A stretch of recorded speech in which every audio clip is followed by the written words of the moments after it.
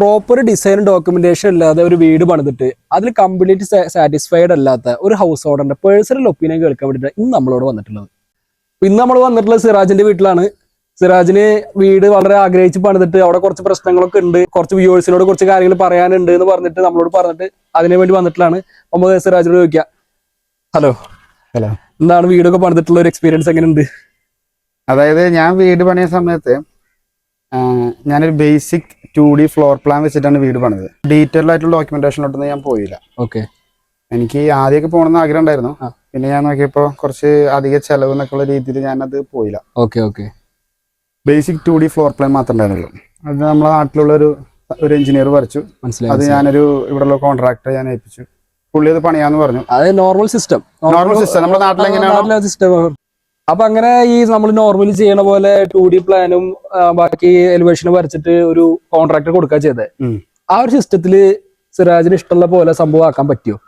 അതായത് ഡീറ്റെയിൽഡ് ആയിട്ടുള്ള ഒരു ഇന്റീരിയർ ഡിസൈനോ അല്ലെങ്കിൽ എക്സ്റ്റീരിയർ ഡിസൈനിലോ പോവാൻ എന്തുകൊണ്ടാണെന്ന് വെച്ചാൽ ഞാനിങ്ങനെ മൈൻഡിൽ വിഷ്വലൈസ് ചെയ്തു എൻ്റെ വീട് എങ്ങനെയാവണം,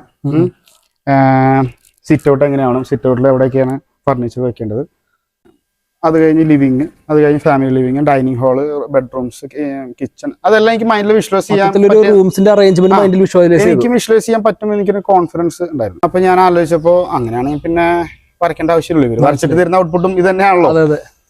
അപ്പൊ ഞാൻ വിളിച്ചു അത്രയും പൈസ കൊടുക്കണ്ട.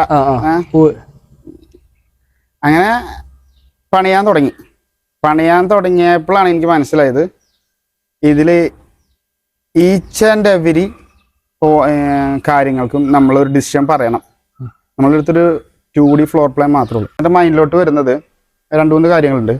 ഒന്ന്, എൻ്റെ ബാത്റൂമിൻ്റെ ഹൈറ്റ് ഞാൻ 7 ഫീറ്റിലാണ് ഞാൻ പണിതത്. അത് ഞാൻ പെട്ടെന്ന് എടുത്തൊരു ഡിസിഷനാണ്. അത് പണിക്കാർ വന്നതിനോട് പെട്ടെന്ന് ചോദിച്ചു എത്ര ഹൈറ്റിലാണ് ബാത്റൂമിൻ്റെ സ്ലാബ് വേണ്ടതെന്ന് ചോദിച്ചു. ഞാനത് അവർ പറഞ്ഞു. അപ്പൊ ഞാൻ പെട്ടെന്ന് അവര് 2 ഓപ്ഷൻ എനിക്ക് തന്നുള്ളൂ, ഒന്നില്ലെങ്കിൽ 7 ഫീറ്റ് അല്ലെങ്കിൽ വെക്കണ്ട. പിന്നെ ഞാൻ ആലോചിച്ചപ്പോഴാണ് എനിക്ക് മനസ്സിലായത് 9 ഫീറ്റിൽ വെച്ച് കഴിഞ്ഞാൽ എനിക്ക് ബാത്റൂമിന് കുറച്ചുകൂടി ഹൈറ്റ് കിട്ടുകയും ചെയ്യും, സ്റ്റോറേജ് യൂണിറ്റ് വേണമെന്ന് വീട്ടുകാർ പറഞ്ഞിട്ടുണ്ടായിരുന്നു. സ്റ്റോറേജ് യൂണിറ്റ് കിട്ടുകയും ചെയ്യും. അപ്പൊ അതിന്റെ ഇടയിലുള്ള ഒരു ഗ്യാപ്പ് എനിക്ക് ഇടയിലൊരു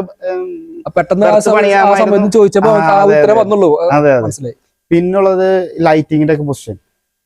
കാരണം എന്ന് വെച്ചാൽ നമ്മൾ ഈ വാർക്കയുടെ സമയത്തായിരിക്കും ഈ മറ്റേ കോൺഡ്യൂട്ട്സ് ഒക്കെ നമ്മൾ പ്ലേസ് ചെയ്യാം, ഡ്രോപ്സ് പ്ലേസ് ചെയ്യണത്.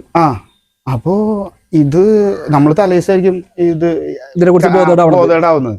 നമ്മൾ ഭയങ്കര കൺഫ്യൂഷൻ ആയിരിക്കും. ഇവിടെ ലൈറ്റ് വേണം, ഇവിടെ ലൈറ്റ് വേണം, അവിടെ ലൈറ്റ് വെച്ച് ബാക്കിയോടത്ത് ലൈറ്റ് കിട്ടോ, ഡിസിഷൻ മേക്കിംഗ് ഭയങ്കര ബുദ്ധിമുട്ടാണ്. ഇത് നമുക്ക് ഒരു കാര്യം എന്താണെന്ന് വെച്ചാൽ ഇത് നമുക്ക് നേരത്തെ തീരുമാനിക്കാൻ പറ്റുന്നുണ്ടെങ്കിൽ, ലൈക്ക് ഒരു ഡ്രോയിങ്ങിന്റെ സമയത്തൊക്കെ നമുക്ക് ആലോചിച്ച് ഒരു സമയമെടുത്ത് ഒരു ഡിസിഷൻ മേക്കിംഗ് ചെയ്യാൻ പറ്റുന്നുണ്ടെങ്കിൽ കുറച്ചുകൂടി നല്ല രീതിയിൽ ചെയ്യായിരുന്നു. എനിക്കൊരു ലിമിറ്റേഷൻ ഉണ്ടല്ലോ, മനസ്സിലായി. എന്റെ തോട്ട് പ്രോസസ്സിന് ലിമിറ്റേഷൻ ഉണ്ട്. അതിന്റെ അപ്പുറത്തേക്ക് എനിക്ക് കിട്ടിയാനേ ബെറ്റർ ഔട്ട്പുട്ട് എനിക്ക് കിട്ടിയാന്നുള്ള ഗട്ട് ഫീലിംഗ് എനിക്കുണ്ട്. ഞാനൊരു ഡ്രോയിങ് ഒക്കെ വരച്ച് കംപ്ലീറ്റ് ഒരു ഡോക്യുമെന്റേഷൻ സ്ട്രക്ചറലും ഒക്കെ ചെയ്തിട്ടാണ് ചെയ്യുന്നതെങ്കിൽ ഒരു 120% എനിക്ക് ഔട്ട്പുട്ട് കിട്ടിയാണ്. മനസ്സിലായി. ഞാനിപ്പോ സിറാജിന് നമ്മളൊരു ഡിസൈൻ പ്രോസസ്സും അതേപോലെ പ്രോപ്പർ ഡോക്യുമെന്റേഷൻ എങ്ങനെയാന്നുള്ളതിനെ കുറിച്ചിട്ടുള്ള ഒരു കംപ്ലീറ്റ് ബോക്സ് ഞാൻ തന്നു. ആ തരത്തിലാണ് നമ്മുടെ ഈ വീട് ചെയ്തിരുന്നതെന്നുണ്ടെങ്കിൽ ഇത് എത്രത്തോളം ഔട്ട്പുട്ട് കൂട്ടാൻ പറ്റിയേനെ എന്നാണ് സിറാജിന്റെ അഭിപ്രായം?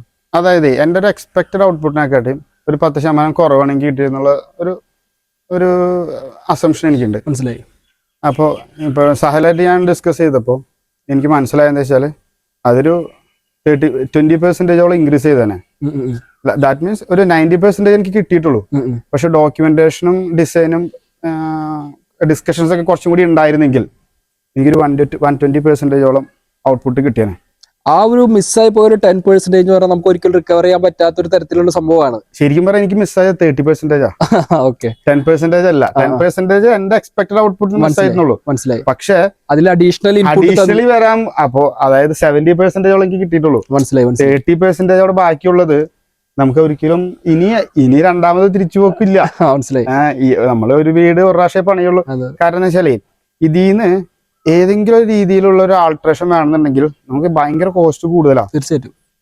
പ്രത്യേകിച്ച് നമ്മൾ ഈ പറഞ്ഞ പോലെ ഈ വാർക്കട എന്തെങ്കിലുമൊക്കെ കോൺക്രീറ്റിന് എന്തെങ്കിലുമൊക്കെ പൊട്ടിക്കേണ്ട ആവശ്യം വന്നു കഴിഞ്ഞാൽ ഭയങ്കര കോസ്റ്റ് കൂടുതലാണ്.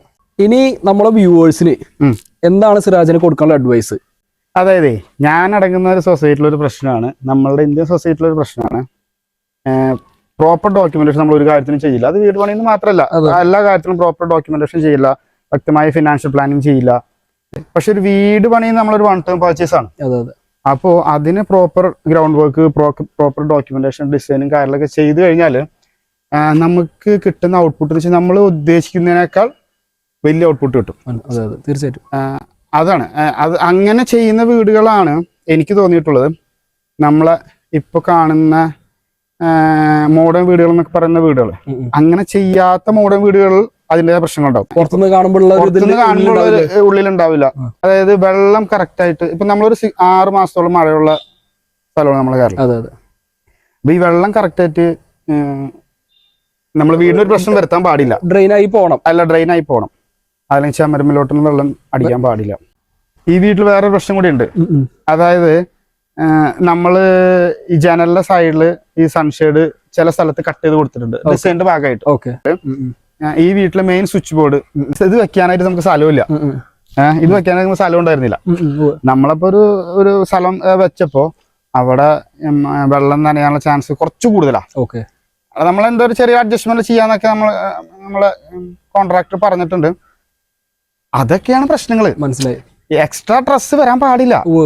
നമ്മൾ ഈ കോൺക്രീറ്റിനേക്കാൾ വലുതല്ല ഒരിക്കലും എക്സ്ട്രാ ട്രസ്. തീർച്ചയായിട്ടും അങ്ങനെ നമുക്ക് ട്രസ് വെച്ചിട്ട് വീട് കൊണ്ടാൽ മതിയല്ലോ.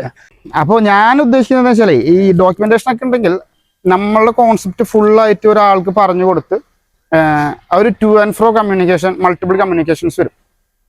അത് നമ്മൾ ഡോക്യുമെന്റ് ചെയ്യും. അപ്പോൾ നമുക്ക് ആവശ്യമുള്ള സാധനങ്ങൾ തന്നെ, ആവശ്യമില്ലാത്ത സാധനങ്ങൾ റിമൂവ് ചെയ്യാനും ആവശ്യമുള്ള സാധനങ്ങൾ കൂട്ടിച്ചേർക്കാനും ഈ ഡോക്യുമെന്റേഷൻ സമയത്ത് ഭയങ്കര എളുപ്പമാണ്.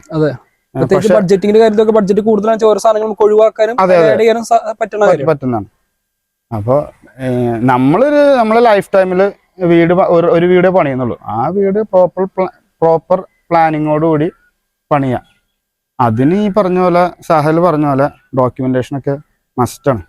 ഒരു വീട് പണിത് ഒരാളുടെ എക്സ്പീരിയൻസ് ഉള്ളതുകൊണ്ട് ഞാൻ പറയാണ്, എന്തായാലും നമ്മൾ എന്തൊക്കെ ഡോക്യുമെന്റ്സ് നമുക്ക് ചെയ്യാൻ പറ്റുമോ, ഡോക്യുമെന്റേഷൻ നമുക്ക് ചെയ്യാൻ പറ്റുമോ അത്രയും മാക്സിമം ഡോക്യുമെന്റേഷൻ ചെയ്യാം.